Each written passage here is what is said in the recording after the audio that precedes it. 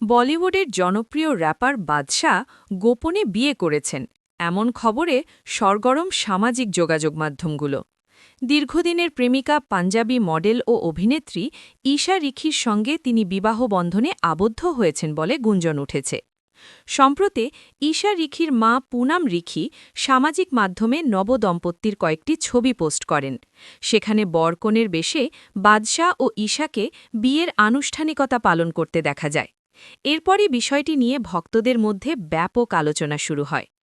Viral ছবিতে বাদশাকে বাদামি রঙের কুর্তা ও সোনালি পাগড়িতে দেখা গেছে। অন্যদিকে ঈশা লাল সালোয়ার স্যুটে সেজেছিলেন। দুজনের গলায় ছিল বড়মালা আর ঈশার হাতে ছিল ঐতিহ্যবাহী সোনালি কলিরা। পরিবারের ঘনিষ্ঠ সদস্যদের উপস্থিতিতে ঘরোয়া আয়োজনে বিয়ের অনুষ্ঠান সম্পন্ন হয়েছে বলে জানা গেছে। তবে এ বিষয়ে এখনও পর্যন্ত আনুষ্ঠানিক কোনো বক্তব্য দেননি বাদশা বা ঈশা রিখি। জানা গেছে গত ৪ বছর ধরে সম্পর্কে ছিলেন এই দুই তারকা। এক পার্টিতে পরিচয়ের পর তা প্রেমে রূপ নেয়। ২০১৩ সালে জাট বয়েজ পুতজাটান দে সিনেমার মাধ্যমে অভিনয়ে অভিষেক হয় ঈশা রিখির।